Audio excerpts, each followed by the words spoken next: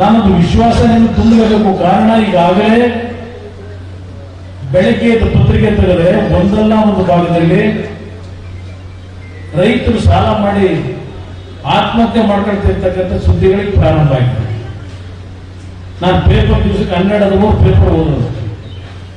ನನ್ನ ಚಿಂತೆ, ನನ್ನ ರೈತರು ಮತ್ತೆ ಸಾಲದ ಹೊರೆ ತರಲಾರದೆ ಆತ್ಮಹತ್ಯೆಗೆ ಶರಣಾಗ್ತಾ ಇದ್ದಾರೆ ಅಂತಕ್ಕಂಥದ್ದು ನಾನು ಪತ್ರಿಕೆಯಲ್ಲಿ ನೋಡ್ತಾ ಇದ್ದೇನೆ.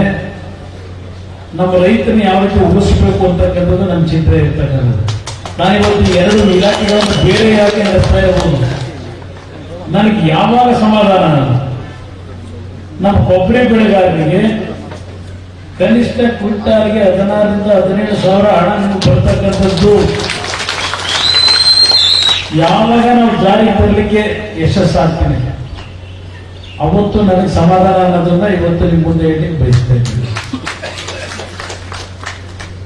ಕೊಬ್ಬರಿ ನುಸಿ ರೋಗ ನಮ್ಮ ತೆಂಗಿನ ಗಿಡ ಕೇಂದ್ರ ಸರ್ಕಾರದ ಮುಂದೆ ಒಂದು ನಿಯಮಗಳೆಲ್ಲ ಹೋಗಿತ್ತಿದ್ದೆ.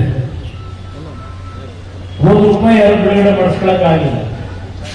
2 ನಾನು ಮುಖ್ಯಮಂತ್ರಿ ಆದ 2018ರಲ್ಲಿ ರೈತರು ಸಾಲ ಮನ್ನಾ ಮಾಡಿದ್ದಷ್ಟೇ ಅಲ್ಲ, 180 ಕೋಟಿ ನುಸಿ ರೋಗದ ತೆಂಗಿನ ಗಿಡ ಏನು ಹಣ ಇತ್ತು. ಎಕರೆಗೆ ₹20,000 ₹18,000 ₹400 ಒಂದು ಗಿಡಕ್ಕೆ ಹೊಸ ಗಿಡ ಹಾಕೊಳ್ಳೋದಕ್ಕೆ ಅಂತ ಹೇಳಿ ಎಕರೆಗೆ ₹18,000 ನನ್ನ ಕಾಲದಲ್ಲಿ 180 ಕೋಟಿ ಹಣ ಬಿಡುಗಡೆ ಮಾಡಿಕೊಂಡೆ. ಈಗ ಮಾತ್ರ ಇಲ್ಲೇನಾಯ್ತು, ತುಮಕೂರಲ್ಲಿ ನೀವು ನಾನು ಸಹಾಯಧನ ಕೊಟ್ಟಿದ್ದು ಉಪಯೋಗ ಮಾಡ್ಕೊಂಡಿದ್ದು ಕೇವಲ 17 ಕೋಟಿ. ಅದೇ ಪಕ್ಕದ ಹಾಸನ ಜಿಲ್ಲೆ ಅಲ್ಲಿ 54 ಕೋಟಿ ಹಣ ಅವ್ರು ಪಡ್ಕೊಂಡು ಪರಿಹಾರ. ನೀವು 17 ಕೋಟಿಗೆ ಯಾಕೆಂದ್ರೆ ನಡಿ ಈಗ ಶುರು ಮಾಡೋಣ. ಕೇಸರಿಯಿಂದ ಮನೋಲ್ಲಾಸ ಮನಸ್ಸು ಮತ್ತೇರಿ ಕುಣಿದಾಡಿದೆ ನೋಡು, ಮನಸ್ಸು ಮತ್ತೇರಿ ಕುಣಿದಾಡಿದೆ ನೋಡು.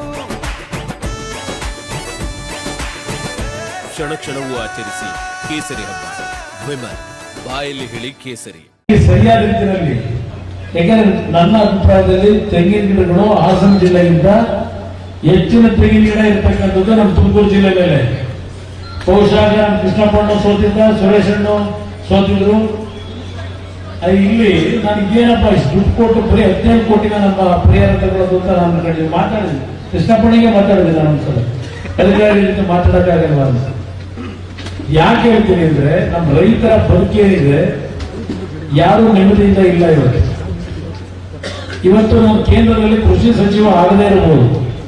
ಒಂದು 6-7 ತಿಂಗಳು ಸಮಯ ಕೊಡಿ ನನಗೆ. ಬೇರೆ ಬೇರೆ ಇಲಾಖೆ ನಡೆಸ್ತಾ ಇರ್ತಕ್ಕಂಥವ್ರು ಬಹುಶಃ ಸ್ವಲ್ಪ ಗೌರವ ಕೊಡ್ತಾರೆ ನಾನು ಹೋದಾಗ. 2ನೇ ಬಾರಿ ಮುಖ್ಯಮಂತ್ರಿ ಆಗಿದ್ದಾನೆ, ದೇವೇಗೌಡರ ಮಗ, ಇದೆಲ್ಲ ಒಂದು ನನ್ನ ರಕ್ಷಣೆಗೆ ಏನಿದೆ.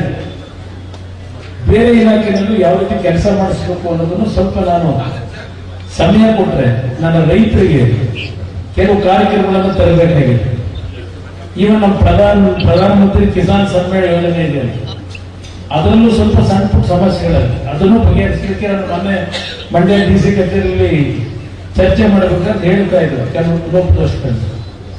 ಈಗ ಹಲವಾರು ರೀತಿಯ ಸಮಸ್ಯೆಗಳು ಇರ್ತಕ್ಕಂಥ ಬಗೆಹರಿಸಲಿಕ್ಕೆ ಪ್ರಯತ್ನ ಪಡ್ತೀನಿ. ಇವತ್ತೇನು ತುಮಕೂರು ಜಿಲ್ಲೆಯಲ್ಲಿ ಇವತ್ತು ನನಗೆ ಒಂದು ಸಾಂಕೇತಿಕವಾದಂತಹ ಸ್ವಾಗತ ಕೊಡಲಿಕ್ಕೆ ನೀವೆಲ್ಲ ಸೇರಿದ್ದೀರಿ. ನಾನು ಹೆಚ್ಚಿಗೆ ಭಾಷಣ ಮಾಡ್ಲಿಕ್ಕೆ ಹೋಗಿದ್ದೆ.